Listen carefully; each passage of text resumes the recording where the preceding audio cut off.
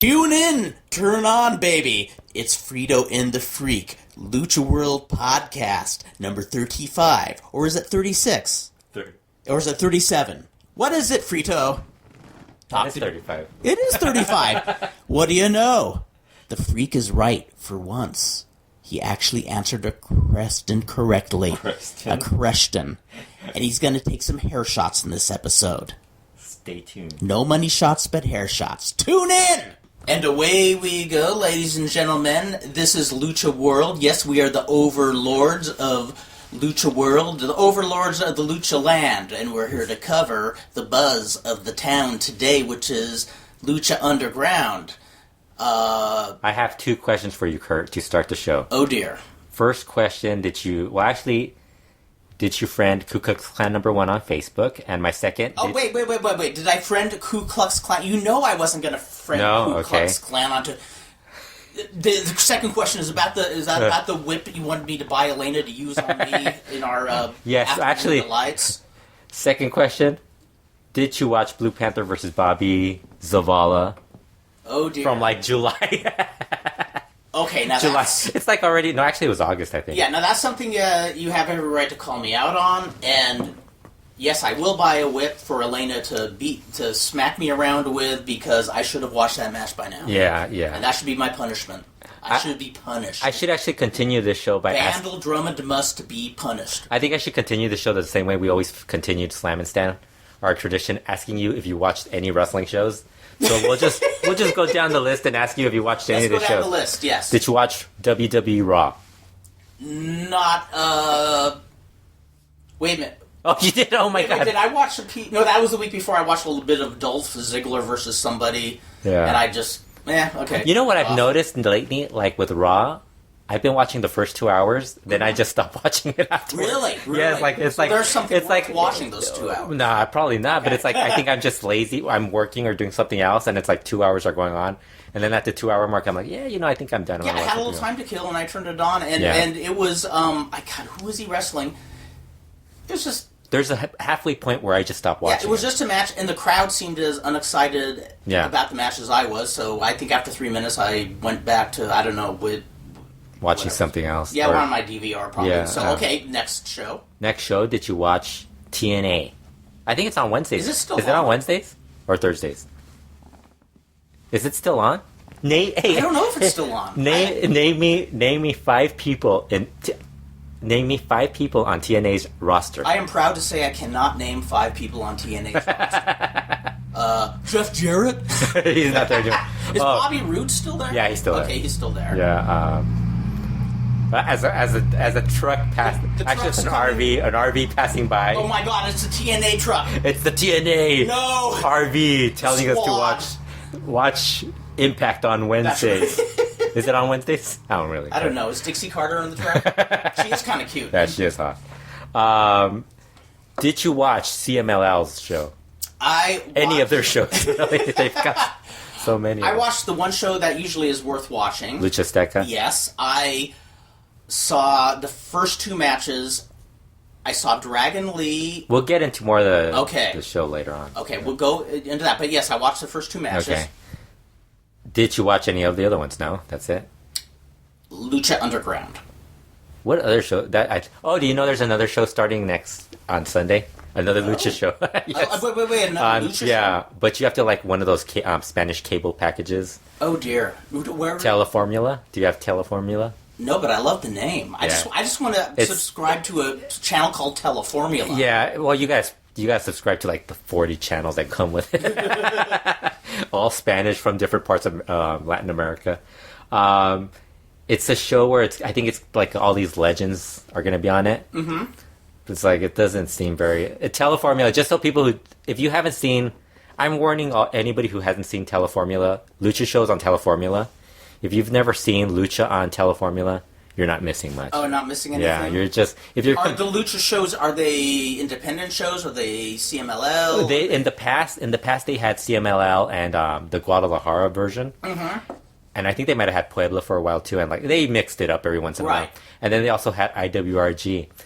When they had IWRG, they went for like about a 2-month period where they kept airing the same episode nonstop. Oh my god! So I basically saw the same tag match like over and over for like 2 months. Oh my lord, my lord! It usually took Cubs fan telling me that I've already seen that to remind me that I've seen it before. So, so basically, I don't really have a lot of hope for this show. But I mean, if you're looking for, if you have nothing better to watch on Sundays, it's on. There's going to be a Lucha show on Teleformula. Solar is going to be on it. He's worth it. I mean, of course, there's Mil Mascaras and all these stuff.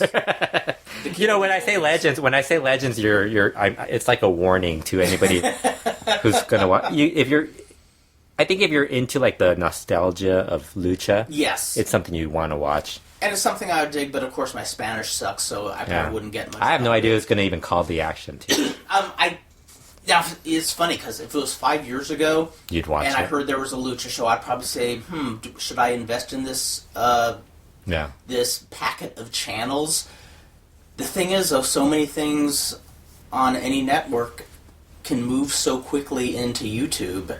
And they also, a lot of the cable and satellite providers always have issues with networks. Right. So, like, all of a sudden, like, when you might have gotten it for that channel, and then all of a sudden, like, 2 months later, there's like a little squabble between them, and they take it down, and it's like, oh shit! Exactly what happened when going on right now? Got a package. What was the network that aired a Ring of Honor? Oh no, I've never had Ring of Honor. Ring of Honor. You know, Elena was always so good with Time Warner. She could always wheel and deal with it. Yeah. She would. I don't have the magic touch she does. She just has this like silver tongue where she. Yeah, because they start giving you discounts and stuff like that because they don't want you to leave. So yeah, it's like and she bent over backwards to get this channel. Oh, I think it was like the Versus channel or something like that. Oh yeah. Now I remember. So I was all jazzed and excited. Yeah. So, not only did I get that, but there was some good MMA talk shows that were actually interesting.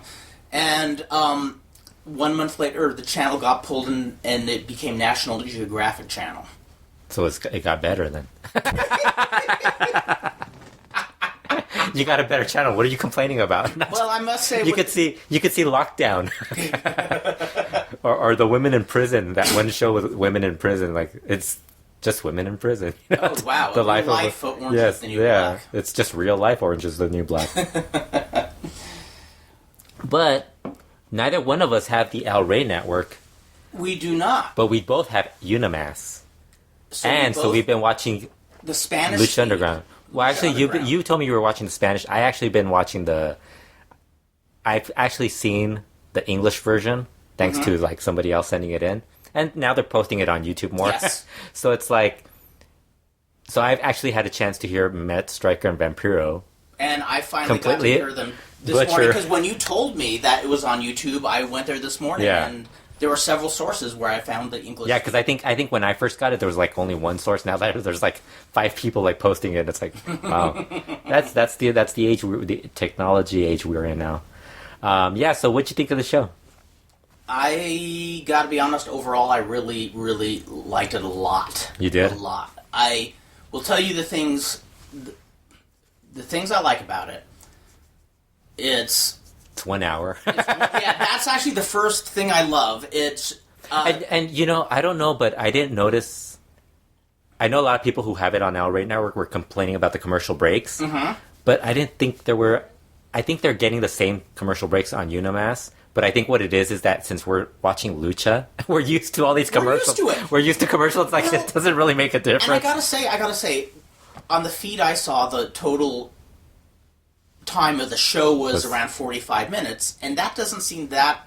That's how it's usually 42, 43 minutes what a show lasts. The rest of the time being commercials. That doesn't seem any... That's how it is. Crazy. That's how I think Lucha Azteca sometimes shows a lot less.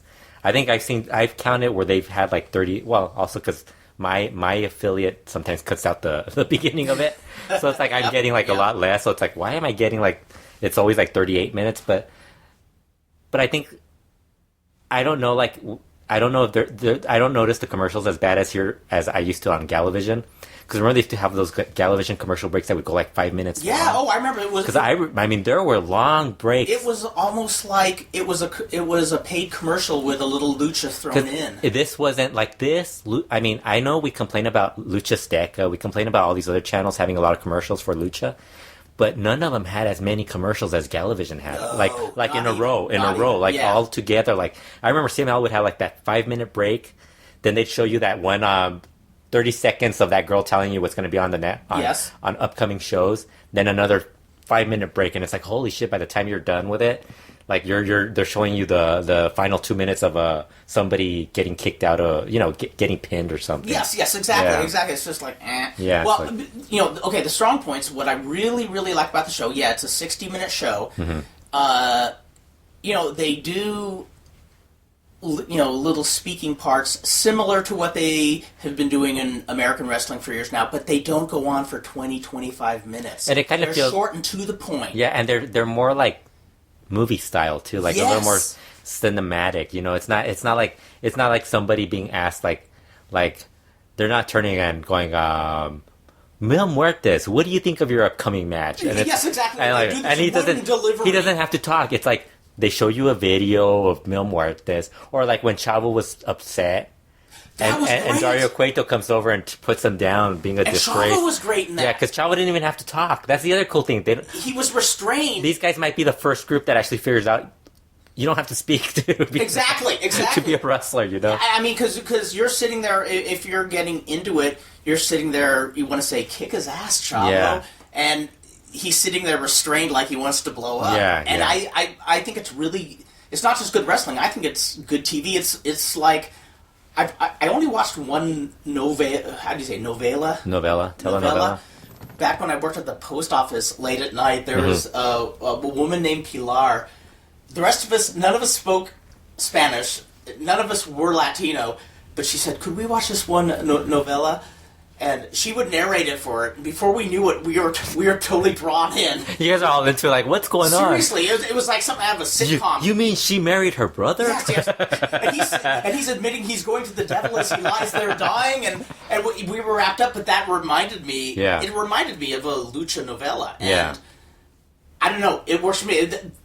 My biggest complaint is, I think they should make the audience more visible. They're in the dark and. See, it does look very dark in there for some reason. And they're trying to sell this arena as a dingy place.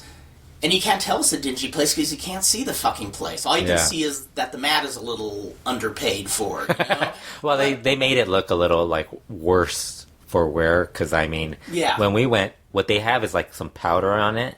Mm-hmm. So when the guys like bump on it, you see a little bit of dust. And I don't know if you notice it. I'm guessing people who see it on high definition might see that. Yeah, because I didn't see it. Because I didn't see it, because we're watching it on YouTube, in a lower quality, too, so... Or do you think they started doing it? Because we went to the later tapes. Yeah, I don't know, because I noticed that, when we were there, you could see... Really you could see all that. And then when we went to the press day, when they would hit the mat, you could see the stuff. Yes. I don't see how you couldn't see that, actually. Yeah, so... The matches themselves... I actually dug the main event was really good. That was amazing. The other matches, they weren't that great. Yeah. But I mean, it was the first show. I already knew that this stuff wasn't going to be. And also, I mean, I guess this is me being the old man getting nostalgic. I grew up on TV wrestling where they'd usually have one main event match, and they'd have matches that were more kind of telling a little story, but weren't made to be 5-star matches. And it's kind of weird because I think a lot of the people who complain about that stuff are guys who didn't grow up watching wrestling back in our it's a generation gap. Because, I mean, when I was watching the 80s, I mean, how often did we get good matches? I mean, we'd get, an angle. We'd actually get excited if we had, a 3-minute good Terry Taylor versus Jobber or the Fantastics versus Two Good Jobbers or whatever you got. You were happy with that, and it was only 3 minutes long, and then you'd have 6 other matches. I remember in '84, I can't remember if it was WWF Superstars, but whatever the hourly show was. Yeah, WWF had a lot of bad stuff on it. Yeah, and it'd be squash match. But then at the end, I remember specifically one match was a match between Paul Orndorff and Brian Blair. Uh-huh. And it probably only went 9 or 10 minutes, but compared to the other 2-minute matches, it seemed like an epic match. Yeah. And I think that's why the Johnny Mundo and Prince Puma, it was a great match, but even in comparison to these quick, short matches, it stood out even more. And these weren't even short. They edited them down, I think, a bit, but they were still, they still got a lot of time. even if you're getting 5 minutes, if you're getting 5 minutes out of Blue Demon Jr. versus Chavo Guerrero Jr., that's already a lot. That should have been shorter. There was something Striker. I wish I remember how. That should have been shorter, you know. There's something I wish I could remember exactly what Matt Striker said. But he said something along the lines of like, you know, Blue Demon is trying to slow Chavo, like keep Chavo on the ground or keep him slow, almost like a roundabout way of saying, yeah, Blue Demon isn't as fast as the rest of these guys. You know what would have been cool, and I think the problem is like this is an Americanized lucha show, but it would have been cool like if they would have had Villano 4 versus Blue Demon. Because I mean that guy would have just beat that one match that they had where they just beat each other up, you know. That would have been fun, but that would look cool. Yeah. But I mean, I don't think they want those guys, because I mean the way they sounded, they're picking specific looks for this show. Right. They want Latinos, but they don't want certain they made a big deal out of Pimpinella. El Rey Network was totally wrong on that end, because everybody ended up wanting more Pimpinella. Yeah, because that's right. They didn't want Masquerade. They didn't want the minis. They didn't want the minis. They didn't want the minis. That's Conan was saying that they didn't want the minis because they thought violence on minis and was wrong. I'm like this coming from a company that was okay with man on woman. Yes, violence. Exactly. I mean, you have Sexy Star versus Son of Havoc. At what point was there something against? Oh, we can't have midgets getting beat up. I mean, yeah, it's okay to smack a woman around, but it's not okay to smack a little man around. So then it's kind of funny because I think the one guy who would really be a star on this show would be Dinastia. I don't know if they're going to bring him in, but I mean that guy would be a star on this because I mean. They're already bringing in guys who aren't that tall. Right. He's a mini because he's short, but I mean, you could pretty much bring him in and work with. Have you seen Dynastia? Yes, I have. I like how I paused. I like how you started agreeing with me, and I had to pause to ask you. I'd agree with you, and then I'll just claim I didn't see him. But no, he's somebody that you recommended. I watched him a while ago. Yeah. And that guy's fucking amazing. Yeah. So I mean, because this Masquerade to Sagrada was pretty good. Like I was mentioning to online that. There's going to be a match with Masquerade de Sagrada versus Son of Havoc, where he does a really cool tope on Ivelisse. Yes, and it doesn't look like somebody's being bullied. It looks like this smaller dude is. Well, Ivelisse is pretty good too. So it's like, so it's like they didn't want that. Those are the people who are getting over. So it's like I think it's a slow transition where the El Rey Network is like, we want this. But then the people who are the wrestling side are like, but this is what actually people want to see. Here's the question: Pimpinela got that dark match, and because of how well he got over, they started dancing. Yeah, they started dancing with all the white people too, like the white old men. Yes. Remember? Now, my understanding is that's what got him signed. Yeah. Now, a lot of promoters would just ignore. Seriously, a lot of bookers, promoters would just ignore the fact. Yeah, and that's why I think that's the one thing I like about El Rey Network. They're open-minded, where it's like, I mean, they might battle a bit with the wrestling side of things, but I think once they notice, it's like, okay, we'll do it. You know, you guys were right, we were wrong. Do it. Yes. I think they should bring Dinastia in and then have Masquerade Sagrada do a gimmick without a mask. Because remember, he looked creepy. His face is so cute. He's such a character. Yeah. He just has like this big old like white smile. I could picture him getting over so much better without the mask. Like, yeah. Well, you know, I think what they're doing is they're focusing on a certain group of people, and then like they can bring in other people just to like, hey, look at this guy. This guy's pretty good, and see maybe that person becomes popular, and they bring him in. So So now here's the announcing was horrible. I should and that's what I was about to bring up is you have the luxury that I don't have. Actually, I should say the Spanish Hugo Savinovich was really good. Was pretty good on the. And I enjoyed it because again, it brought me back to the days where I'd watch. He's very loud, like he's very exciting. He reminded me of Miguel Alonso, where I had no idea half the time what Miguel Alonso was saying. Little bits and pieces, but when I used to watch Miguel Alonso in LaBelle Wrestling, he was so passionate and excited at the action. Yeah. It was infectious. You feel like you want to know what he has to say because you know this is important. Yeah. You know, the Guerreros are getting their ass kicked by the Twin Devils. Black Gordon is beating him up again. And that's what Hugo Savinovich. And then you have Vampiro next to him. No, fortunately, Alonso had Luis Magana, who was like the laid back. I don't know what. But here's the thing. I have no idea why they brought in Vampiro. Like, I have no idea how AAA. I'm guessing that's a AAA thing where they wanted Vampiro to be part of the. thing. Mostly now. And then like I'm guessing the white people, the American side of the crew. Yeah. They knew who Vampiro was, and they must have thought, hey, yeah, bring him in to announce. It's like the guy is just. I mean, how many times can you hear brother on during a show? Yeah. I think the only spot I liked was when he stood up and to applaud Prince Puma and Johnny Mundo. But no, he doesn't do it. It doesn't do it for me. Yeah. I don't dig it. I do like Matt Striker. You do? Yeah. I don't like. Like, I think he's not that bad because there's a lot of bad announcers anyway. So it's like he's like he's probably like one of the better of the worst. Well, I must. I just don't really like him. Like, I don't. First of all, I don't like the way he pronounces Blue Demon. It's not, and and it's not. It's not. It's not that that's not how you like. I think the problem. Like, I think this is where everybody's getting confused, right? Because everybody's like, oh, that's how Mexicans pronounce it. We say Blue Demon or Blue Demon. The problem is that he probably sees an accent, and he's one of these guys who like has to overemphasize the accent. Like, only Mexicans, we don't really overemphasize the accent. It would be like if I said I just saw El Paraguay. Yeah, so it's like that's, and a lot of people learning English do that. Yeah, like they speak it as the way they read it. So it's like, I think that's what's happening. So you, instead of getting Blue Demon, I don't know why he doesn't just say Blue Demon. Yeah, like a white guy.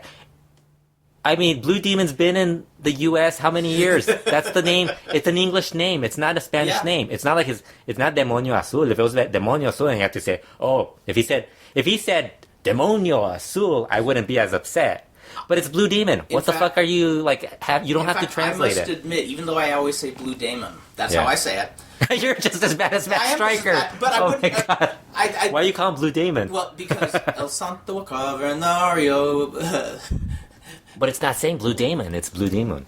Yeah, I'm just pronouncing it wrong. But I love how they... I must have sympathy because But the first time I ever heard his name said was from a kid at my elementary school from Mexico who said, "Oh, Blue Demon is cool." Yeah. So yeah. So then you're like, "Oh, I could say it like that." I never said it with the over. And that. I never said it with the accent until I heard the song. If you hear the entire show, you'll hear him constantly like change it. Like one time he said it in like a normal English Blue Demon. Yeah. Then all of a sudden he said it Blue Demon. And I was like, okay, that makes sense. But then like he'll go back to like overemphasizing it, like Blue Demon. And it's like, holy shit, come on, dude, just pick one and go with it. Yes. But I think it's just him forgetting, and it's like I don't know what he's gonna do when all these other Mexican guys come in. And the first time I ever said Blue Demon was when I heard the song Los Luchadores. Yeah. El Santo Cavernario, Blue Demon y el Bulldog. Yeah. And I used to say I used to over enunciate the bulldog too, and to the point where I won't bulldog. Even worse. It was even worse. So I won't repeat it. So, but the other thing I find annoying about Matt Striker, he always comes up with like the biggest bullshit stories possible, and I'm guessing that maybe he's not the one. I'm sure somebody might be feeding them to him. Right. But I mean, he had this reputation in WWE where he'd come up with like these stupid ass like opinions, like stories about stuff. So he's talking about Chavo on the second episode. He's talking about Chavo Guerrero Jr. and he starts saying that Chavo Guerrero Jr. The redheaded stepchild, was that him or Vampiro? Matt Striker. Okay, yeah. But I mean, one of them referred to Chavo as the redheaded stepchild. Oh, I don't know what that. But, was that? Okay. That was episode 1. I'm talking. You're ahead of me, man. You're messing me up now. No, but he's like talking about how Chavo Guerrero Jr. is one of the top 20 luchadors. He's been on. He was recently ranked, or he was on a list of the top 20 luchadors in the world, and I'm like, he's not even in the top. Rob wrote, he's not even one of the top 20 guerreros. And I was like, that is true, That's pretty funny. I mean, I was like, man, how can you come up with this stuff? And it's not even that one. There was another thing that he was saying, and I just kept thinking, they were talking about barroom brawls and stuff. Right. Bar fights. And Matt Striker was saying that he's been in a few bar fights. He looks like he's never been. I don't think he's even been in one bar fight. I think he might have ran out the back door. Yeah, and then Vampiro. I would do if I was in a bar then Vampiro says he's never been in one because he's a pacifist, or he's not into violence. So I actually like that line. Yeah. So then afterwards, as the show ends, they're showing Chavo Jr. hitting everybody with chair shots. He's like,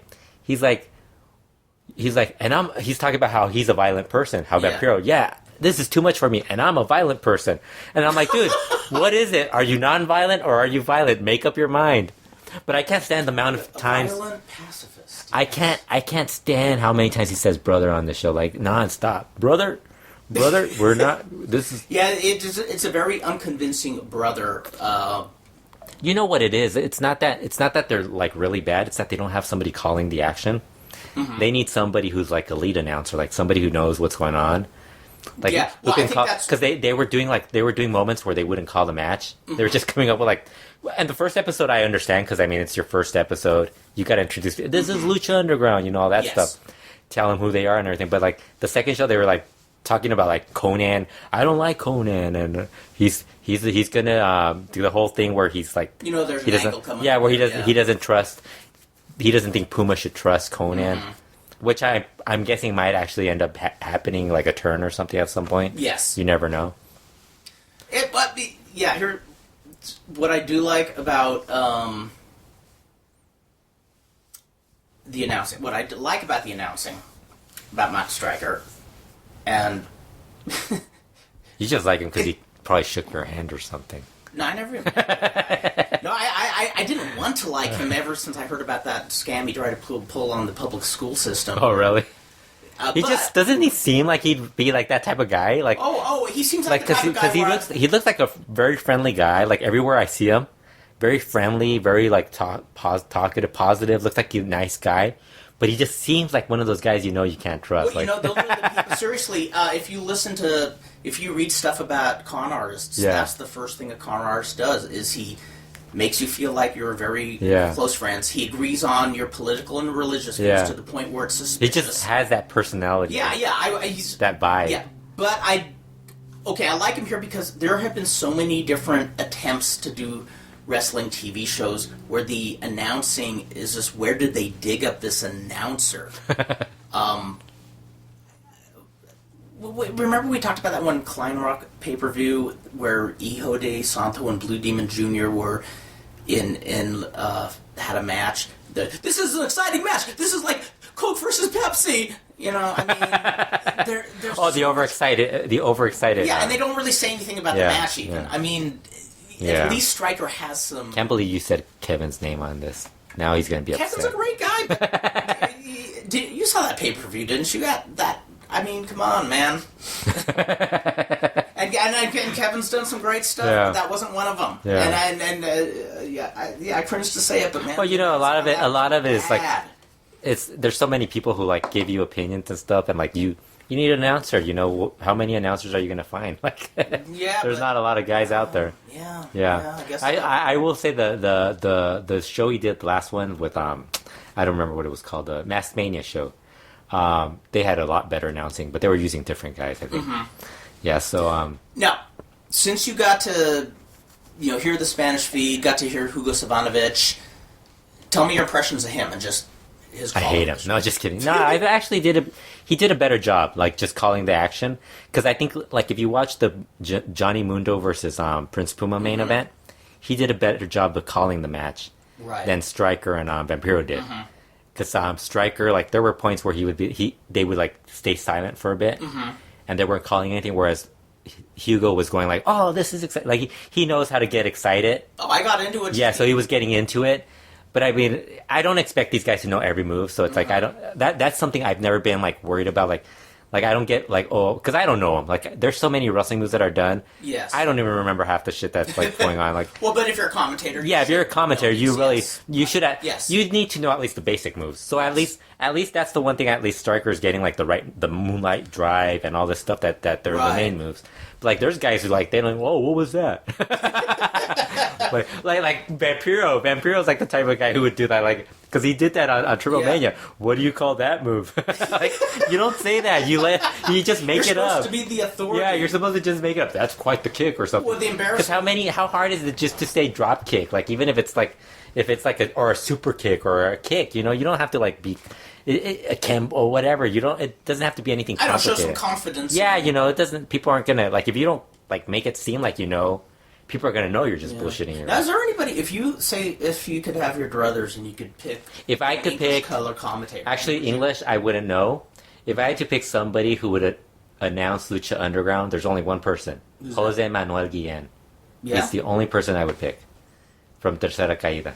And I'm sure you could find somebody. And the guy who used to be his co-host, Bernardo would you Guzman. say those are the best lucha commentators? Period. I think they are. Mm-hmm. They are. Like, because I mean, he does the excited thing. Yes. But this guy calls the match. Like, he actually calls the entire. He might actually be able to do it in English too, because he speaks English. Yeah. So he might actually be able to do it like that too. So. Well, and they're very into wrestling. Mm-hmm. That, and then there are also guys who like study it. Like, they actually learn like all this stuff. They make sure. Like, see, I love those types of commentators. Like, I mean, those are my favorites. Yeah, like you have some commentators where they don't really like keep up with it. They don't watch it. Well, that's what I loved about Mike Tenay in the WCW days. His like love Jim for Ross in lucha. English. I think Jim Ross would have been great. Yeah, for it. yes. I mean, I know this is where I know what would happen. Jim Ross would be like, I don't really follow lucha and all this. Like, that's still wrestling. They're not really doing lucha libre. You're not getting traditional lucha. You're getting an Americanized version of lucha. Exactly. AAA is an Americanized version of lucha. It really isn't. There's a lot of stuff that they don't really do that's lucha. Lucha, I mean, it hasn't been going. Even CMLL doesn't really do old style lucha. It's more of an. There's a lot of more Americanized Japanese stuff thrown in there. I mean, I haven't watched much of it lately, but it seems like IWRG is one of the few that's still kind of old fat. I mean, they're not. It's not great. Yeah, it's not great. They do a lot of that stuff. Like, everybody now does it. You know what? It's funny because when you think about like traditional lucha, people immediately think like the old slow wrestling stuff. Like, they'll go, "Oh, that's traditional lucha." No, that's not traditional lucha. That is just bad. That's just Mascara Sagrada. I remember when IWRG would bring in like Mascara Sagrada. Oh god. And like these horrible main events. It's like, oh my god. Like, right now they're doing a lot of. I cringe when I mean, Black Cherry Jr. doesn't go to their shows. That kind of tells you. But what I dug at least a little while back when they'd have a title match, how it would still be the old fashioned thing where the Rudo would wrestle Technico style, and that's what CMLL. I kind of miss that. CMLL would do that, but now they follow so much of Ultimo Guerrero's formula for matches, where it's like, you already know that, okay, first fall is 3 minutes, second fall is probably going to be 2 minutes, and third fall is going to be 20 minutes. Let's just not watch. And a lot of guys break straight out into the flying, where there used to be a formula. They're all similar. They're all similar. I mean, I don't think anybody would complain about like the format where it's like 3 minute first fall, 2 minute, if it wasn't done all the time. They're not mixing it up, you know. Like, sometimes it's okay to have like a short third fall, maybe because the guy's tired. You know, you have a short third fall. Right. The first two falls went long, but it's like they don't do that. But it is really predictable. I think it'd be great if they threw people off by having a long first fall in. But they never do it. Yeah. They haven't been doing it lately. It's always first two falls are short. I think the only match that the title match where Nero Casas, I think he wrestled Angel de Oro. Short two falls, but the only thing that they added to it was like Zacharias El Perico carrying him on his shoulders to the corner. That's bitchin'. That was like the only thing that's worth watching. Yeah, that was actually fun. That was really fun. Yeah, what you know what I miss kind of about old school lucha, even though I know this isn't exactly what Roy Shire was thinking about, but Roy Shire in American wrestling used to say the perfect wrestling match contains some good technical wrestling, some good high spots, and some good brawling. Yeah. All mixed in. And that's what I used to love about the old formula of lucha, how it would start out, like even in a six-man tag, each two men on each team would get in the ring and do some mat wrestling with each other. Then it would break out into some high spots. Yeah. And either the you didn't go immediately to like all the high spot or the heels beating on the exactly for like 5 minutes. I was like, oh god. I know. But things change. But that's what I miss about old school lucha. Yeah. So you watched the first episode. What'd you think of like Dario Cueto? He's great. Yeah. He's awesome. I think I feel the way other people feel is the heel promoter is kind of like this has been done so many times, but this guy is so awesome. You know, it's funny because when we went to the media day, and as soon as we saw him, we thought he was cool. Just the way he looked and everything, the way he acted, he played the role. Plus, he has the look of a guy who's like a sly looking bastard. Oh yeah, he just looks like a dog. He's got that. Yeah, like he would actually be that person. But like, I just remember like when we were interviewing him, how like unprepared he was for that. Yes. Because I don't think he was expecting. I think he knew he was going to be in character, but he wasn't expecting some of the questions we were giving him. But I mean, he had his whole thing down. And I was like, man, he's actually going to be. I didn't really enjoy interviewing him. Well, but I thought he was going to be great. Couldn't ask him any real questions, and you didn't even know who he was. See, like I think the whole problem was like we did the media day, but we didn't know anything about some of the characters. And it would have actually been kind of cool. Like Katrina. Katrina, tell us your situation. What you're doing with Chavo Jr. Well, I figured, why are they sitting them next to each other? Yeah, they must yeah. have an angle going. And I love how, I guess because I was speaking in Spanish, you didn't catch me asking Mil Muertes about Katrina. Mm-hmm. I didn't at all. So you must have missed that part. So when you said, I was like, no, she's with Mil Muertes. And I like how she said Mil. I think she's Latina too or something like that. Must be like, but she said Mil Muertes. But they're sitting next to each other in director's chairs to be interviewed together, so I figured they got an angle going. Yeah. You know? But...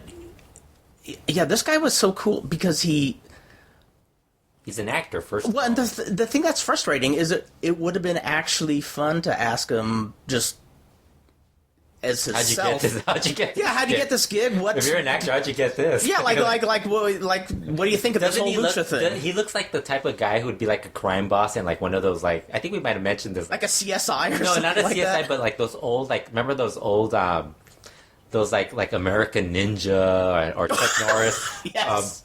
You know, attack in the USA or something. He would be like the drug cartel. Yes, he kind of looks like that. He looks like Definitely. He's got that cheesy look, but it works in wrestling because he has that whole act. And his delivery's so great. Yes. I mean, there's so many people who deliver lines in wrestling so woodenly today. I'm impressed because I mean, whenever other promotions have brought in an actor.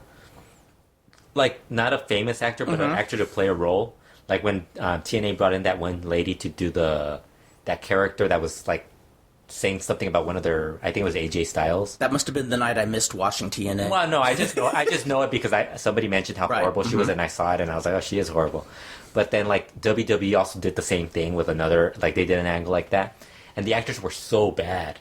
Whereas this guy is, like, really good at what he's doing. I mean... There's been a handful of them. You could tell, like, the good actors that have been doing it because they know how to act around that environment and not overreact, not do all these other things. Exactly. And then you have these other actors who are just horrible at this thing. And he's actually really good at playing the heel owner. So I'm curious to see what they do with him beyond this because, I mean, the heel owner thing's going to wear out after a while. Oh, God, yeah. Oh, God, yeah. But it's so funny because it's now part of the whole business. Like, I remember when Superboy asked me if I was going to be a heel owner and if I ran indie shows. I was like, no, I'm not going to be around at all. I'm just going to be right there. Like, I'm not going to be. He's like, really? Like, no, I don't want any involvement. I think it's so refreshing to see a wrestling show where there isn't a heel owner. Yeah. It's like, like Superboy shows, it's pretty much you go there and you see matches. Yeah, you don't. If there's an angle, he gets up. Yeah. He just tells you want this match? Yeah. You want it? You got it. Or like, and he could actually he could probably play a role as. But you know, I like what he does. It's like I never thought of him being a commentator. His wife is actually would be the better heel owner. She'd be great. She goes over and stops everybody from attacking the kids.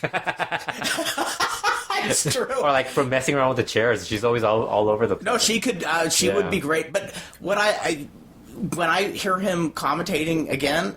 Spanish, so I only understand bits and pieces, but it reminds me of Dick Lane when I was a kid. Yeah. Just charismatic and enjoying what he's doing. I mean, he seems like he's having as much fun commentating as he did wrestling. Like, to me, if you're going to do that, you have to be good in front of the crowd and stuff, and I would be horrible at that. I'd be horrible, too. I'd be terrible. I'd probably be like, I could probably get used to it, but I'd be so nervous. Oh, I wouldn't even want to attempt it. Because I think I could do it, like the talking and do all that stuff, but you would have to like convince me to get up there and do it. I'd love to try it once just to see what a train wreck it would be. I think every show would open with me coming out of the restroom like after puking. Fredo's gonna cut a promo. So I thought that was actually like, I actually dug I like how, I think we were talking about this at Superboy's last show. Group of us were talking about the Crenshaw crew. Yes. And we were laughing because it's Big Rick, who is Ezekiel Jackson in WWE, Little Cholo, who's Cisco, and Cortez Castro is Ricky Reyes.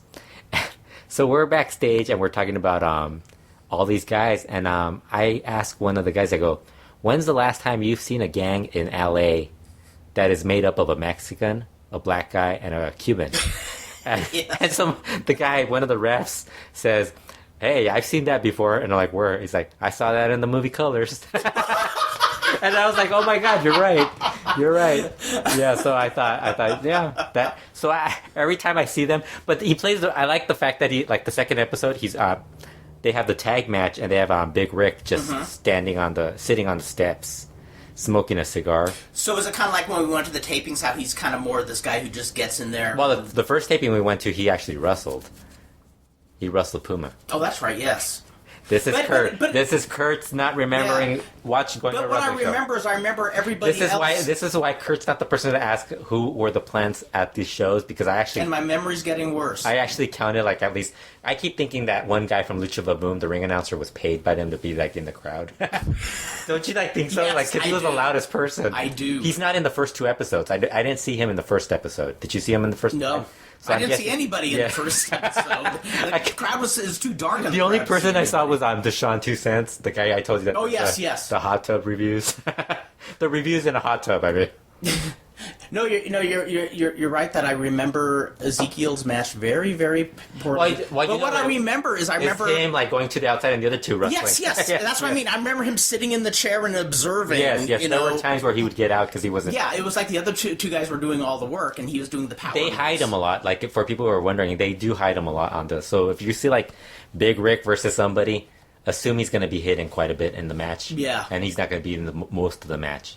And it's basically Puma practically killing himself, like, making the match, and like the other two guys killing themselves too during the match. So they had that. They had. What did you think of Sexy Star versus Son of Havoc? I didn't mind it. I mean, the way I see it is because I think the man versus woman thing. A lot of people are very like offended by it. I think we're used to it because of the lucha. I mean, we were at Superboy show and they had a trios match, and there was a man, and here's a woman the thing. in each team. It's not like a guy's grabbing a woman out of the audience and hitting her. She's a woman who's coming to fight. Yeah, she's in a sport where you fight each other. Yeah. So what's the problem if she can hang in there with a guy? I mean, that's how I see it. And I think I kind of made a point that I think people wouldn't be as upset if it was Fabi Apache versus Son of Havoc, because I think everybody who has seen Fabi Apache would just assume she would hand that guy his lunch. She looks like a badass. Because she looks like she could kick somebody's ass. Or Mary Apache. Mm-hmm. The Apache sisters are Marcella, Amapola. They look like they could beat a dude up. But they have Sexy Star who's kind of petite. Adele looks like a delicate flower. Petite. She doesn't look tough. Because I mean, the second show they have Ivelisse in the match, and she looks like she's a badass. Mm-hmm. But she's still she doesn't even look like the Apaches in them. Right. I think even like cheerleader Melissa would probably be somebody who would look like a little more. Although she looked a lot smaller when we saw it at Cauliflower. She was a lot smaller than I was expecting. Which is she looked unusual. Yeah, I was like, man, she's small. Like I was expecting her to be a little bigger than. I'm not a big guy, and when they're like smaller than I am, it seems weird. It's like I'm used to like thinking wrestlers are so much bigger. Yes. But then you see them in person, it's like, oh my god, they're not that big, And then there's other ones like Johnny Mundo, who, my god, look how big he is. Yeah, he looks a lot. He looks guys in WWE who. Yeah, it was funny because I think he's probably 5'10". 5'10", probably around that. But he looks like he's towering. Yeah, next to like all of us, because we're like lucha people, and it's like we're all small. Yeah, so it was funny because when we were talking to like Messias, he was probably my height.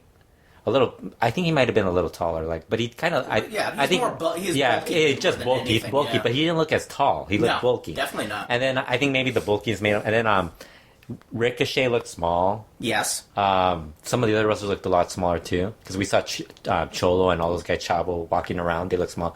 Ezekiel looked like a giant next to us. He looked like a monster. I remember when he passed by, I was like, holy shit. Well, even on TV, like on Lucha Underground, he looks like such a giant. Yeah. And you know what? I hope people like Ricochet can make a living at the size he is. I seriously do. I love how hate the thought we've transitioned from Prince Puma to Ricochet. Yeah. Here's something I tripped out on. Okay, was it? I can't remember if it was Matt Stryker or Vampira said. He's from Boyle Heights. No, we already knew that. That's funny in itself. But how they said the Puma is like symbolic of understanding. What? I'm telling you, they come up with like this weird shit, and you're like, just because they're not calling the match, it distract. Like this is how I view it. Like I even mentioned this. I don't totally hate it because because some of the stuff is really bad when they announce it, But then, like, all of a sudden they come up with something really stupid, and then you're thinking about it. So you're, like, all of a sudden distracted from how stuff. So it just seems like such a funny thing. Like, it's like, what did this guy just say? And now I want to go on the internet and see if anywhere a puma is symbolic of understand. I see it being a symbol of fighting spirit. You know what their announcing reminds me of? JBL when he first came back to WWE to do announcing a couple years ago. Remember when he would talk about? I think it was Sin Cara, where he said that Sin Cara had won like he won some title, and everybody's like, no, he didn't. He never won that title, and he just came up with all these. So every week he would come up with like all this bullshit that he would come up with, like about that guy. Oh, he's the most famous Mexican wrestler of all time. And you're rolling. Yeah. So then the second episode they had the tag match opening up the show, which was really good, and they had the mixed tag afterwards. Well, what I liked about the mixed tag was it was surprisingly better than I expected, but Chavo hit a frog splash, and rather than take the pin, he tagged in Sexy Star, so she got the pin on Son of Havoc. Yes. So then everybody ends, and they're like chanting Eddie, Eddie, Eddie, and all this stuff. Wow. So like total babyface. Yeah. So then the main event comes around. The main event was pretty bad. It was something. You said that was Blue Demon Jr. versus Mil Muertes, and it just, I think, well, actually, the other thing they aired Katrina licking Blue Demon Jr.'s mask. Oh. so then on my review, on my recap, I wrote, I've actually seen a similar video of that online, but in order to watch the entire thing, they wanted to charge me extra to watch the entire thing, and I was like. Because remember those Blue Panther videos? And Kurt, you've been in a few of those. Like, you were in something that we can't discuss. Oh, you mean that thing I the Johnny Legend, the Nympho Libre? Yeah. Oh, Sex Mex. Ask Johnny Legend. He probably has a couple of copies of that still around. Yeah. Okay, I can do you one better. You can actually buy it uncensored. Really? On Amazon. Oh, jeez. Yes. Uncensored. Uncensored. Oh, jeez. Yes. They do know it's porn. I don't know if they do. Do they have a porn section now in Amazon? No, I think they just don't realize. They just don't realize it's the full. But I'm guessing it's probably Johnny selling it. It used to be on their Prime membership. Wow. Now it's just used copies that people sell. Wow! But it was Prime membership when they first released it as Nympho Libre. Yeah. Starring the wonderful Barrett Moore, who gave a stellar performance in the movie. Yes. Thumbs up, and I'm not being sarcastic. A 5-star movie, actually. Right? Yeah. And Hijo de Santo for a while was upset at Johnny for one of the porn stars wearing an Hijo de Santo mask, a mask that Hijo de Santo gave to Johnny himself. And all is forgiven now, I've been told. So. That's hilarious. Oh, I gotta talk about Santos. Before we do that, just want to take a quick commercial timeout for a very important message. Edie Williams is Dr. Minx. Feeling down? Get a rise from Dr. Minx. She's a vixen, on call day and night. Watch her operate. If you've got a problem, she'll work it out. Half-clad, all bad. One visit is never enough. Dr. Minx. When she turns on the heat, more than your temperature will rise. Dr. Minx. In color. And we have returned, and you mentioned something about Santo. Oh, you were talking about the Nympho Libre, but we were talking about something else. Oh, the Katrina licking Blue Demon. So they aired that. We'll talk about the Santo thing later. Okay. The Blue Demon Jr. thing. So they do that. So then they have the match. Really bad match. Mil Muertes keeps attacking Blue Demon Jr. Chavo Jr. runs out to make the save. Mil Muertes leaves.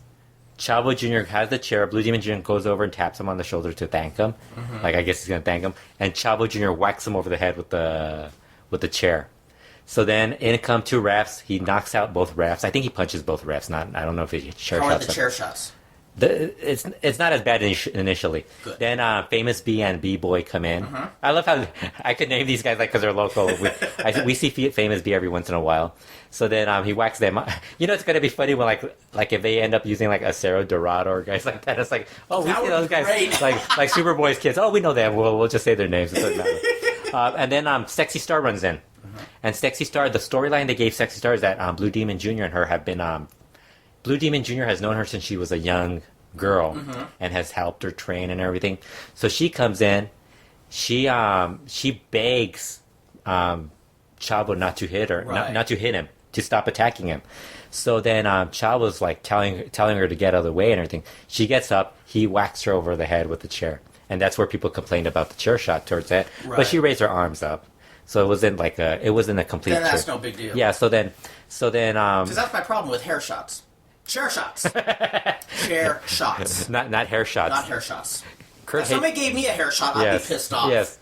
Chavo got plenty of hair shots. we could actually discuss this. That could be our future ad. Like we'll use that as a hair club for men. So then he keeps attacking Blue Demon Jr. And then there's like 6 people laying down laid out in the ring, and they bring in the paramedics come in with one stretcher. 6 people laying down. So I'm laughing. I'm like, they're gonna stack on top of each other. So they all grab Blue Demon. That's who they're gonna take. Yeah. And then Chavo, as they're doing that, he's sitting on his chair. At first, he's just looking very serious, like, oh, what did I do or whatever. Then he starts laughing like crazy, like a crazy laugh, like he's losing it. So then they finally have Blue Demon Jr. set up. They have the neck brace and everything. They're bringing him out, and as they're doing it, he attacks him. He starts beating him up. So then the show ends with Matt Striker sounding very somber.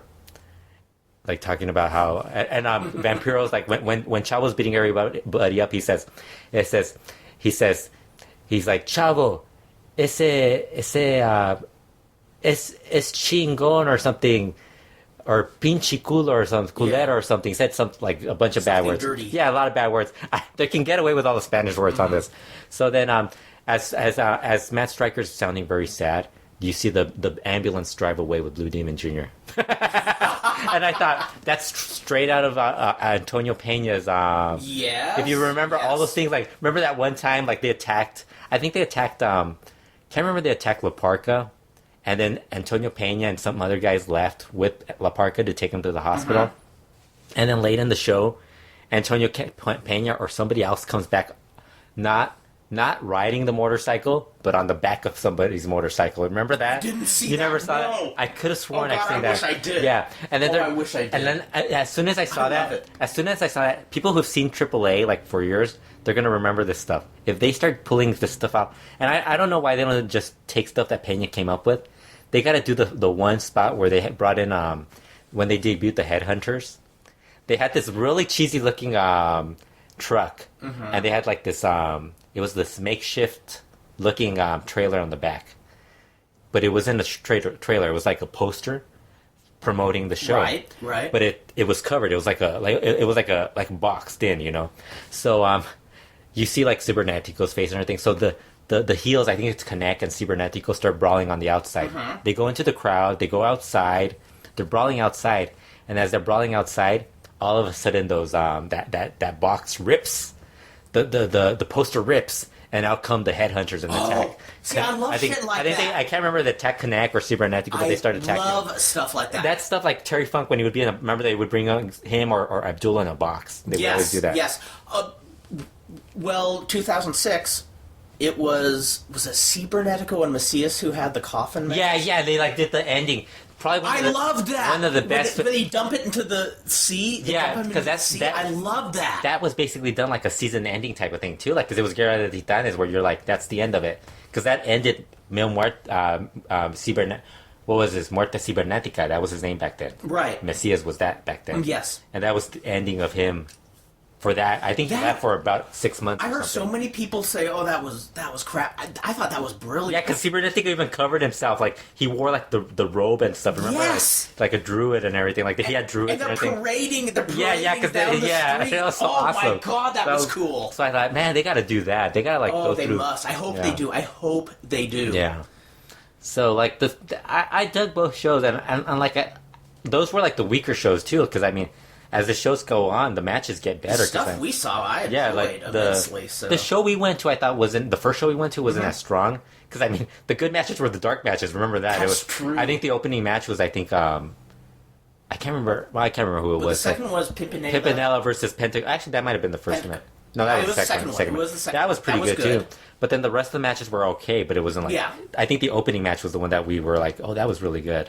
But that didn't make it... I don't remember what that match was. I'm sure. I think I even sent it. You're just trying to make me feel good because my memory's Yeah. bad. So you're pretending that your memory's bad. The second show we went to, they had the 10-way tag match. Yes. The 10-way match, which was really good. They had Pentagon, Superfly. Yes. Big Rick was in it, where he faces Masquerade to Sagrada and all that. Really good match. That's the one where what's his name is at? Machete. What's his name? Oh, Danny Trejo. Danny Trejo. Yes. Machete's at that. Yeah, so that was pretty good. Yeah, so Lucha Underground I've enjoyed. Yeah, me too. Yeah. I hope it continues, and I hope it continues well. Yeah. I hope they keep doing what they're doing. Yeah. You know? We should talk about the other big story. Which is? LA Park showed up. Oh my God. Last Friday, LA Park showed up. CMLL was running their Dia de los Muertos shows. Mm-hmm. They ran 2 shows, Friday and Sunday. And they mentioned there was going to be a surprise. Although I don't think I kind of vividly remember them saying that there was going to be a surprise. But I can't remember exactly. But it wasn't overly hyped. Yeah, it wasn't overly hyped. But basically the show was it was booked as CMLL versus Inframundo. Inframundo in English is the underworld. Yes. So the underworld was like all the heels would be painted and dressed like like skeletons, monsters, stuff like that, demons. So they actually had a king of the underworld too, which later on was revealed to be Ultimo Guerrero. Which is funny because he did it both nights, and apparently guys didn't realize that was him. So what they would do, like the losing team, they had made like this one exit was hell. So they would actually be taken to hell. Oh, that's great. So like I think we all made jokes about what hell really was. So we just kept making jokes about that.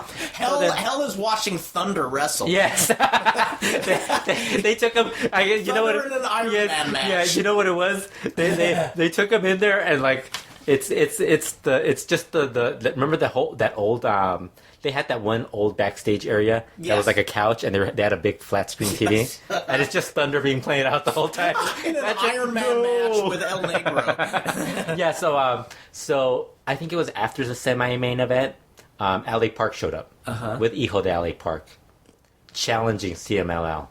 So everybody got excited. We were all excited because they posted pictures. I was stunned. LA Park is back in CMLL, or is going to be back in CMLL. What had happened was LA Park back in September mentioned he was having problems with an intestine. He mentioned this on Tercera Caída that he was having a lot of pain, and he told a friend of his, and the guy, not even a friend, somebody who he knew, because he started feeling pain at the gym, and there was a guy who he always saw working out. The guy's nickname was Puma. I actually thought it was Jerry Puma. I thought it was either Puma Prince, or Prince Puma, Puma Estrada? Puma King, or Puma Estrada. And I'm like, ooh, one of these guys. But it was just some dude that they nicknamed Puma. So he was telling the guy, and the guy's like, well, you should go get that checked out. So LA Park's like, yeah, I'm not going to worry about it. He's like, you should go get it checked out. He's like, do you have insurance? So LA Park's like, no, I don't have insurance. And he's like, well, I work for the medical, whatever the benefits, the beneficio service of, I guess, Social Security, what would be over there, the equivalent of whoever handles all that here. And so he's like, I work for them. I'll see what I could do. Because he said his son had, I guess Hijo de LA Park must have a job, like a real job. Right. So, because he said his son had offered to like put him in his insurance, so like to cover him. He said, but the guy's like, no, I'll figure it out. He ended up getting him insurance so he could go to the hospital. So they took him to the hospital. They found out that he had some disease, peritonitis or something like that. I don't know. Oh, yeah, that's a disease of the like intestine, viral, intestinally. Isn't that something It can that be really serious. Yeah. So that can be fatal. Yeah, so they took out some of his. I guess they took out whatever it was. Yikes! And he had surgery. He was going to be out. He said he was going to be out 2 months. But on that show, he mentioned he was thankful to the guy for saving his life, basically. And the guy's like, yeah, he was one of my favorite wrestlers growing up. He's like, feels good to help him out. It's like, I would have done it for anybody else. And he's like, and LA Park was like, yeah. And he's like, I don't know what's going to happen. I think I'm going to retire. I don't know if I'm going to retire or if I'm going to come back. If I come back, it's not going to be very soon. So everybody's like, oh, okay, he's not going to come back. So he shows up here, challenges Atlantis. I thought it was funny because when he announced he was challenging Atlantis, I think it's Atlantis, Ultima Girl, Rush, and Sombra. And I thought that's a little too specific. Because, well, then again, they're the main guys, really. And inside, I think part of me, even though I was excited, part of me was thinking this is just them hyping those shows. A couple of weeks, I think about a week after LA Park had the rumor of him being, he posted on Twitter that he was sick and was going to have surgery. This promotion started hyping shows in Arena Coliseo and Arena Puebla on the 13th and 15th of November. Oh, that's right. You were telling me these were indie promotions. Indie promotions. Carlo Colleen, who is a guy who does announcing, he's done some IWRG announcing, and he's done a couple of other things. I had actually thought he was the promoter, but he mentioned it was two other guys who are promoting the money marks, basically. Because, I mean, if you're getting, the names they're bringing in aren't just, I mean, they're bringing in LA Park. They started, like, what they did was they put together this poster, and the poster was all, like, shadows. Every single day they were mentioning, like, one or two new guys. So they started, like, Volador Jr., Zumbi, a Brazilian guy. Right. LA Park, Dr. Wagner Jr., Volador Jr.,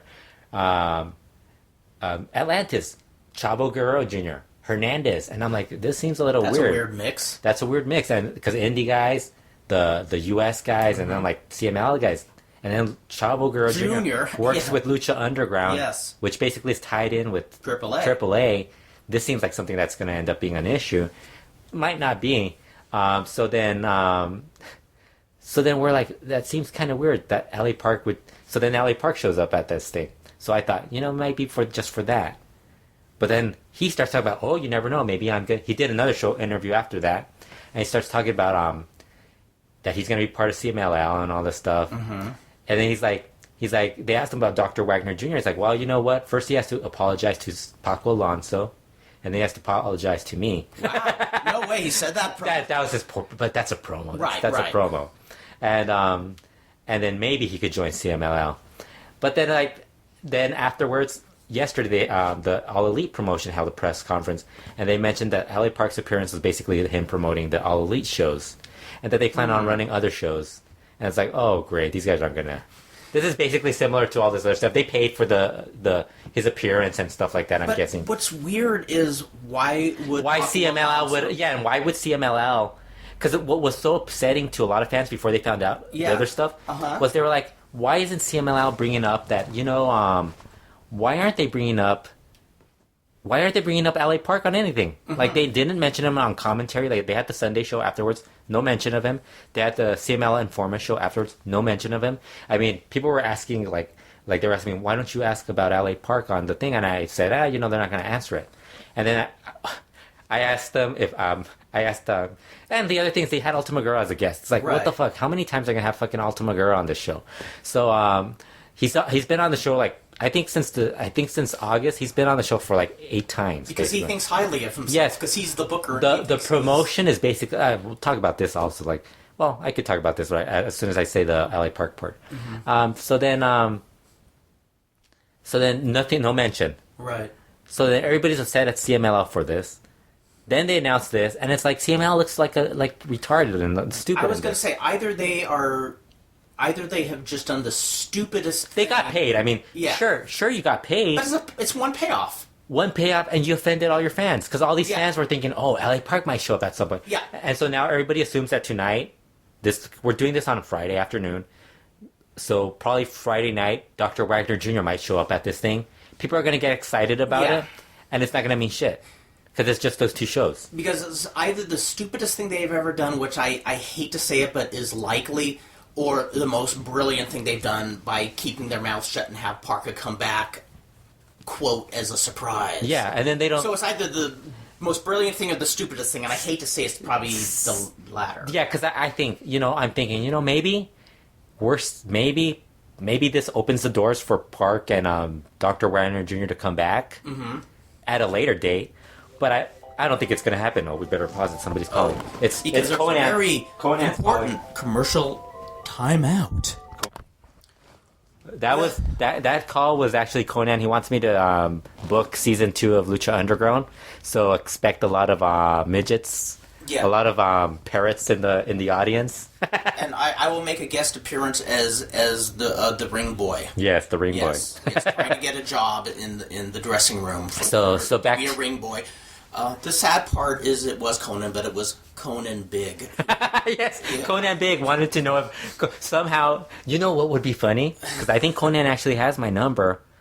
I could totally see him do that sort of shit. I could totally see him doing something like that. Like fucking with you. Had things like Conan Big calling me like suddenly. Oh my god! Like, because I think he has my number. I think Conan has my number. We have a new promotion called Lucha Underneath. Yeah, like Conan Big. Hey, this is, and you know what would be hilarious? I bet you I could draw a crowd with Conan Big.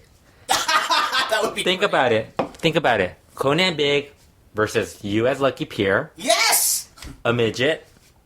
And then we get two really good high flyers to just bounce off him. Exactly. And then you get a comedian. How many?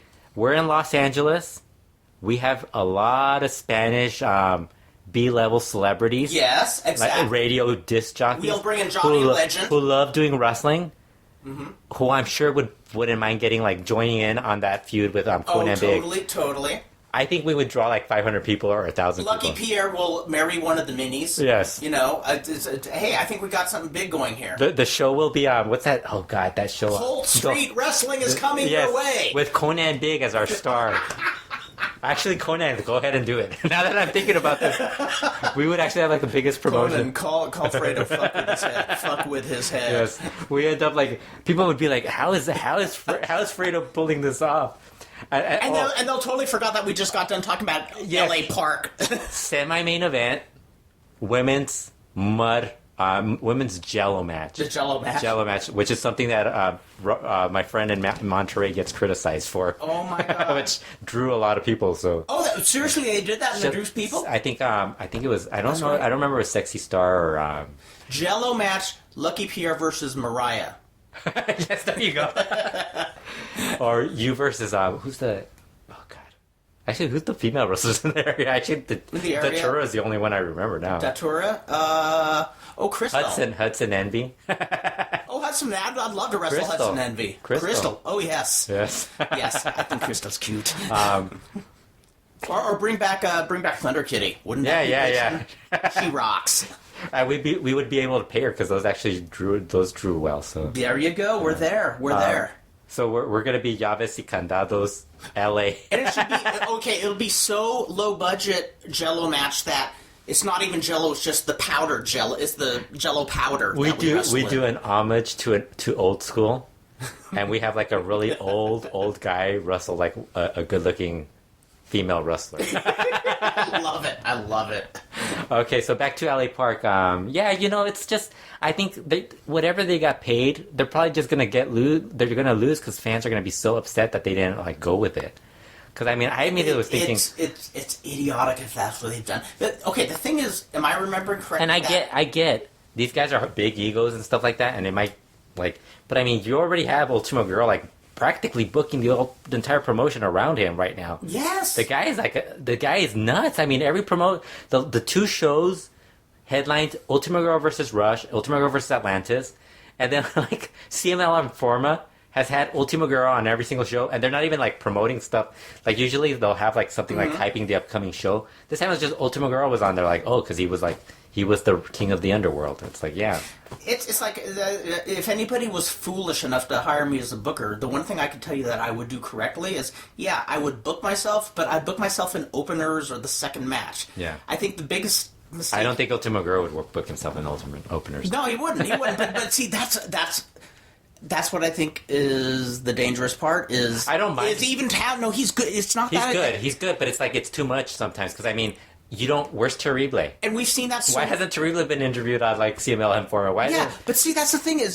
Historically, that's what so many bookers have done. Is they're good and they have appeal, but they think too much of themselves and they make everything center around them. When you got to spread the wealth, or Yeah, I think the whole thing with LA Park, I'm hoping like somebody, and I don't think it's going to happen just because he's going to say it's too expensive for him. Mm-hmm. That's always Paco's thing. It's like, it's too expensive. He doesn't really see the big picture of this guy's going to draw. That's always been the one a larger crowd. Achilles tendon of CMLL is I mean, well, that's the entire reason Tarzan Lopez quit wrestling is because they wouldn't give him a loan to help, I think, a relative or a close friend who needed an operation. And, I mean, a loan. Yeah, that must be a Lutero thing. Yeah, it must be a family Yeah, because it's history. like, it just seems like, it's like, you're not drawing anybody. Like, these shows, I mean, are you even paying these guys? Because these shows are, like, basically, like, empty. I mean, like, I think the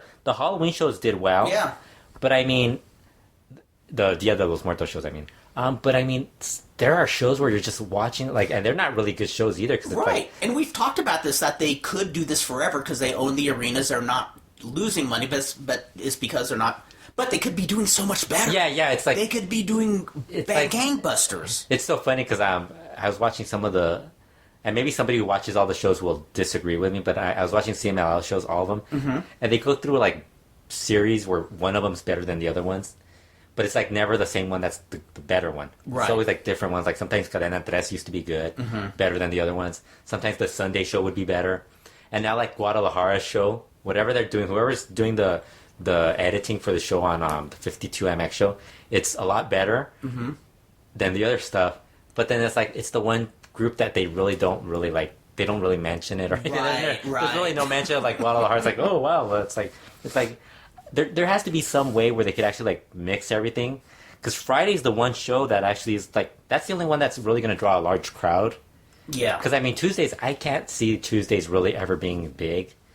Because I mean Tuesdays, people are working. I wonder if Tuesdays ever were big. I mean, because it's something they've done for decades. Yeah, I mean Tuesdays, I'm guessing there might, like a big show, there might be people who go. But I think like people are probably thinking, I could just go Friday. Yeah. You know? I don't have to go to work the next day. Because I think, Friday. how long has that gone back? I mean, the 70s and 60s even, hasn't it been? I think. I don't know. I'm gonna start going through some of my old. I know. luchas We should come prepared for this stuff. Yeah, one of these days we'll do a show like that. Yeah, we'll be prepared. We'll have Steve Sims Watch, on. we'll come off real wooden. We won't be a Dario. Yeah, This. we'll have Steve Sims on, and Steve will tell us. I don't remember. Speaking of, Oh, we want to talk about Steve Sims unretiring again. He's back. let's talk about that. Tell us. Steve's back. Steve Dr. Lucha Sims back again, I knew he couldn't leave. or at least he stopped. He unretired. I have no idea what's going on with. I think he kind of like gets to, you know, it happens to everyone. You get the itch. You're so busy you don't think you have time to do it. Then like you kind of feel bad about it, so you start doing it. Well, that's the thing is, even though it's kind of funny, we've known so many indie guys who said, I'm having a retirement match. But the punchline is most of these guys have never done it full time, so how can you really call it retirement? Yeah. But at the same point, I accept that it's just part of the indie biz. But the thing that is funny, the reason I will never, ever, ever do a retirement match is because everybody I know comes out of retirement. And now that includes bloggers and writers. Yes. Steve Dr. Lucha Sims back 2 weeks. Yeah, to our benefit, it's great, but it is funny. Yeah. We're going to tease you about this Steve Sims for a long time. I guess the other thing was Alberto El Patron talking about WWE's racism. But I mean, I think people have already talked about that. It's kind of an ongoing story. story. It's been so ongoing. It's like nonstop. Yeah, I almost say just. It's racism exists everywhere. It's like I'm like, yeah, it happens to everyone. Yeah, what Superboy said was totally correct. I think. Yeah, it's like I think we even talked about that with his. I know. I was corresponding with somebody in South America who is hoping to come to the States, and one of the things is. She said, I'm hoping there's less racism there. And I'm like, well, don't hold your breath. I mean, it's bad. It's probably better where... I don't know. I don't know what... Is she going to come and work here or something? Or it's just visit?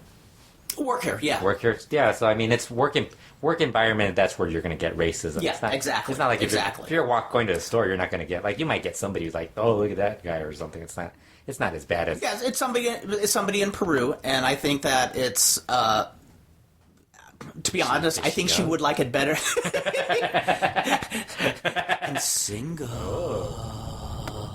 But you know what? I probably would like it better here. But that said, I think people do have this picture over there in that country, in this country, in that country. Yeah. It doesn't exist where it does exist. It exists everywhere. I mean, Mexico. It's so funny because I don't know who was talking about how there's no racism in Mexico. I'm like, yeah, there's a lot of there's racism everywhere.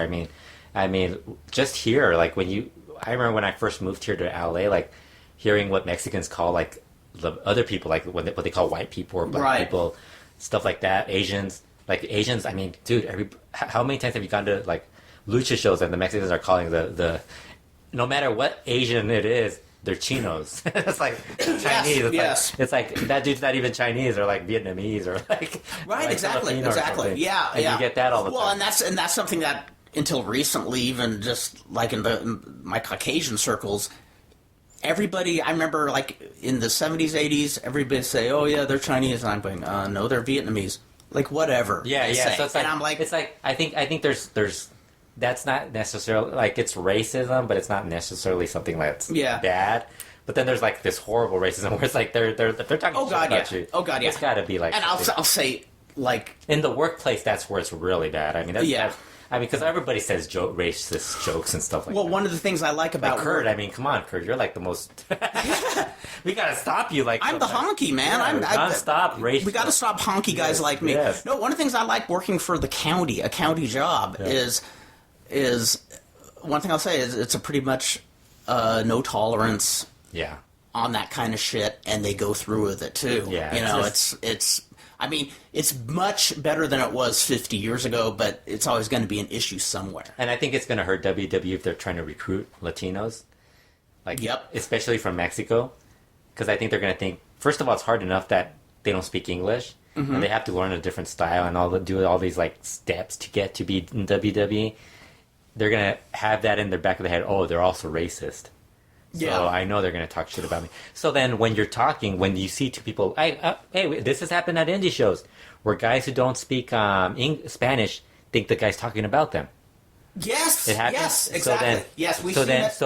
Then when you go to like WWE, the Mexican's going to think, oh, this guy's talking about me. Yep, exactly. And it might not even be anything. Then even if like the Mexican wrestler speaks English, they're bound to ask him to do something really stupid that is like so not just stereotypical but completely off. Like the piñata thing with exactly. The tequila in a bottle. Wasn't it tequila in a bottle or tequila in a piñata or something? Yes, and that was years after they should have known better. I love how Vince Russo now like promotes how he's watching Lucha Underground, and I was like, God, I just hope they never ever bring him in, because I think I would really stop watching. I remember when TNA. The day I was talking to Mike Tenay was I think that week they hired Vince Russo. He sounded so depressed. Oh God, I was laughing. I've never heard a more universally hated booker than Vince Russo. Yeah, never. Well, the scary thing is like because Conan runs in those circles, right? It's like, oh God, I hope and some of the WWE writers run together too. So right. Like, you kind of worry about those guys kind of like all being involved and. At some point, oh yeah, this guy's a good guy, and oh no, not Ed Ferrara, not Vince Russo. They've already had their chances. Give somebody else a chance. These guys at least look like they know what they're doing more or less. Oh yeah, I remember somebody wanting when AAA was coming to LA. One of the people involved was saying, "Hey, let's find Victor Rivera and get him to wrestle John Tolis." And I said, "Well, one, they're very old, and two, Victor Rivera's Puerto Rican," and his response was. What's the difference? And that's something I've heard too. Like I've heard, like when with wrestling people, they can't like whenever people would say like Puerto Rican wrestling, they would refer to it as lucha libre. Yeah. And they would ask me, why aren't you covering Puerto Rican wrestling? I go, because it's not lucha libre.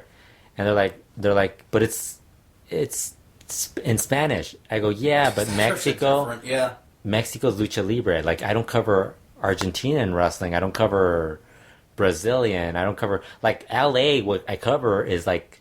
Lucha, because it actually is lucha. It's Mexicans come from Mexico, or they're generations from Mexico that are actually grew up watching lucha. It's not the same thing. Well, and I will talk about Titanes in El Ring, and I'm right about it, but I'll be the first to say that is not lucha. Yeah, and that is not lucha. And Puerto Rican wrestling, I'm on the WWL mailing list, and I've tried watching WWC. Mm-hmm. I've watched all this other stuff, so it's not that I don't like it. It's not lucha, and it's more work. Yes. And I think I look at like Dave Meltzer and all the stuff he has to do just to cover all the wrestling that he can't cover, and people complain about that. It's impossible. It is. I would if I had to watch as much as he did watch, I would short circuit. Yeah. If I had to watch as much as people think Dave Meltzer should watch, it's impossible. Yeah, because you'd have to be on methamphetamines night and day, staying up.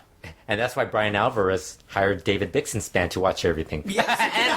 and write the updates and do the updates. Have you noticed Dave's Bix is now doing the updates? Yes, I have. Yes. I hope Bix is getting paid. I really I hope he does. I hope he does. I want to tell you about the Hijo Santo story. Oh, yes. So the Santo family, this was an article written on Sports Illustrated, the website. And it was about the battle for Santo's name. Right. The family feuding over the Santo's name. So it was about Hijo Santo and Axel. Mm-hmm. The author couldn't get Hijo Santo to answer his emails, wouldn't talk about it. Mm-hmm. So it's basically all Axel talking about it. Right. So, I mean, the guy actually, like, a day later asked me and, because Cubs and I started talking about how there was some incorrect stuff in it. Mm-hmm. I mean, stuff that, you basically know, like, you could look it up. Like, if this was written 10 years ago, I probably wouldn't have critiqued it. Mm-hmm. But now, I mean, everything's online. Like, you have Matt Farmer writing these long, great articles on Lucha. That one about Lucha in September was really good. You have Cubs fan constantly updating. You have Dr. Lucha writing these long reviews. You have Lucha Wiki always having all these like updates on people's history. And it's El Santo, probably the guy you could find more information on than anybody else. So then there's a few things that were wrong. Like they talk about how Santo never turned heel. Mm-hmm. He started out as a heel. Yes. And then Cubs fan tells me, well, if you think about it, he never turned. And I go, he never turned heel. He's like, but, in his world, maybe that's... And I go, yeah, that could see that. So then we're talking about it. I'm reading it, because I was writing about it, and I'm reading about it. And then they're talking about how Hijo Santo turned right around the time Axel was getting ready to start wrestling. Mm-hmm. And I'm like, no, he didn't. Hijo Santo turned like in 96. Axel, I think, started like in 2003 or something. Right. I mean, I'm sure he might have been training back then and stuff like that. So then there's more stuff, and then it's like... It leads to Martha Villalobos getting a phone call from Hijo Santo, telling him not. Remember, there was this whole thing where Hijo Santo wouldn't allow Axel to wrestle anywhere. Right. Yes. Well, this writer, rather than doing some research and finding legitimate sources that could have told him, like he could have called Dr. Lucha or asked Dr. Lucha or a Cubs fan, and they would have told him. I'm sure Cubs fan probably even has an article of it where Hijo Santo would tell CML and AAA not to use him. There's been like history behind that. Yes. And I mean, so he gets to the one where it's Martha Villalobos, promoter Martha Villalobos, because she was promoting for a while. I think she still does. Hijo Santo called her and told her not to use him as that, under that name, as El Nieto del Santo, right. Axel. So she told Hijo Santo this, why wouldn't I use him if he's a better wrestler than you? Do you really think? I don't picture her saying that. Yeah. She might have said that, but I mean, first of all, I wouldn't believe it. Yeah. And so the Cubs fan tells me, well, that might explain. Maybe that explains what type of what type of judge of talent she is. Because she might not be very good. And I'm like, you never know. And I was just like really weirded out by that part. And then like. It comes to this part where Axel is talking about how he went to go see his uncle to talk to him about using the name, why he did it, and all this stuff. And instead of telling us, like, I would have said, so what did your uncle say at that meeting? He didn't go to that.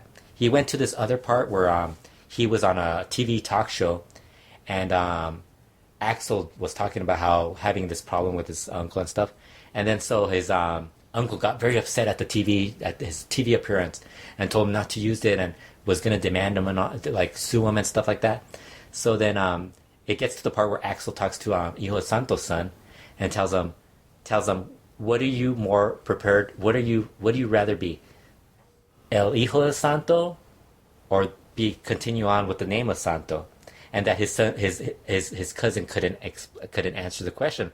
So then he starts talking about his cousin being like this retarded, like stupid kid or something, God. like just putting him down, like. And I apologize for using retarded, but I mean that's basically how it came out. Just made him look like he was stupid, like he was stupid, and I was just laughing, like, man, this is very one-sided. Like as you go along, it gets a lot worse. Totally. And it's like I think, and so the guy sends us a tweet. It's like El Hijo Santo wouldn't answer. I'm like, well, I mean. You think he's going to answer this now? I mean, name me a wrestler who wants to talk to you if you're gonna just like if it's going to be a story that he doesn't want to talk about. I mean, I think the family name thing has gone on for like that's been Ever. like that's been going on for at least I think since Axel started. And I was thinking why not just talk about how AAA and CMLL when they got into a war with Hijo de Santo, you know what they did as payback to him? They booked Axel. So CMLL had Axel for a while, and then they realized he kind of sucked, so they kind of let him go. Yeah. And then AAA the same thing, although AAA still uses him. But they're using him. I think part of it is just to spite him. Oh, yeah. Yeah, so it's like, it's one of those, it's a story that I think probably could have used a little more research. I mean, there's, which happens often, which is why I've been raving, and I wish I wrote down her name, the woman who wrote the story on Cassandra in the New Yorker. Yeah. One, I was shocked to see an article about pro wrestling in the New Yorker of all magazines. Yeah. But what shocked me even more was just how much this woman got right. Yeah, wow. I mean, it was really impressive. It always impresses me when somebody who doesn't write regularly about wrestling writes a lengthy story and gets most of it right. It doesn't happen that often. Well, getting back to the El Rey thing, that's why when they were saying they were so against Pimpinella and Exoticos, I go, I mean, this is basically your chance to get, like, yes, a little more mainstream media. Exactly. I mean, Pimpinella as a Exotico, that's a huge thing for, like, the gay community. Totally. Because this guy is legitimately, yes. He's a gay guy, you know, he's in a man's world, you know, basically. Yeah. And he basically was one of the biggest draws for a while, too, so it's like, he's been around for, what did he say, 23 years or 27 years? 27 years, and he's still good, too, you know? Yeah. Well, man, it's so funny when we're about to start the podcast. We said, this will be one of our short ones. Yeah, I think this is the longest one. One of the close. I don't think the longest one, but it's close. Yeah. But we had a blast. We hope you folks have too. I think we kind of talked a lot about Lucha Underground. We did, but it's the talk of the town. Well, no, you know what it was? I think because we watched it finally, so it was like something different. So yeah, no, this is true, and it is the buzz of the day. Wherever it goes, whatever happens with Lucha Underground, it is the talk of the town right now. Yeah, and I want to thank some people who have written some emails just saying they like LuchaWorld. They actually heard my desperate pleas to write me at Liger at LYG. Did they ask you to friend Ku Klux Klan? Not one of them. No. And I want to thank them. I want to thank them for not asking me to friend Ku Klux Klan. I know the person, he's a nice guy, but I am not going to friend him if he uses the name. Ku Klux Klan. But if he uses his real name, you're going to be like, who is this guy? Yes, I will friend him then. But he has to, like, send you a message saying, it's me. Yes, he does. He must. I know it's just a gimmick, but no, I'm not going to friend a Ku Klux Klan. But, LYGER at AOL.com. Keep those cards and letters coming. Cards and letters? What the hell? That's what they used to say on shows when I was a little kid all the time. There's some kid is writing a card with and the funniest thing, on all those shows, those kid shows where they say keep the cards and letters coming, they'd never show anything. Yes, they never put anything, yeah. They were saying, we don't want to hear from you. You see more of that now, like in the last couple of years, yes. like you see like cards and stuff, like maybe they send them through like, as a JPEG or something. Yeah. Anyway, for those of you who hung in there this long, we hope we entertained you. Thank you very much, and we'll be talking to you really, really, really soon. I sound like Brian Alvarez. Yes. We'll talk to you really soon. I love how we did that whole rant. I think we've done every podcast we've done a rant on somebody. Yes, this was our Alvarez rant. This was our Brian Alvarez Pay Bix rant. And I also, just before we go, want to say, check out Matt Farmer's article on Lucha Libre in the month of September. I don't remember the website, but if you Google Lucha Libre, Voices of Wrestling. Voices of Wrestling has. Thank you, Fredo. And tell Voices of Wrestling to pay Matt Farmer. Pay Matt Farmer too. Yes, there you go. Just don't tell me to pay Chris Zellner. Fredo's about to pay me. He's gonna cook me dinner tonight. Yeah, we're gonna have pizza from. We're gonna have tacos. Man. Oh, that's so. Was that racist? So it's okay if I say if I'm gonna make tacos, right? Yeah, it's okay if you say it. I can't say it, though. Okay. I can't say that. Okay. Fredo's going to make me tacos and burritos. And we're going to watch Blue Damon. Blue Damon? Blue Damien. Or Blue Damon, the Blue Damon versus the vampires. El Santo Nario, Blue Damon, Yellow Bulldog. Did I say it almost right? Almost. Okay, Actually, I'm getting closer. We'll do another episode in the very near future. And until then, may the right hemisphere of the brain... hair shots. May the right hemisphere of the brain short-circuit the left hemisphere of the brain. May the left hemisphere of the brain short-circuit the right hemisphere of the brain. And bing! You're there.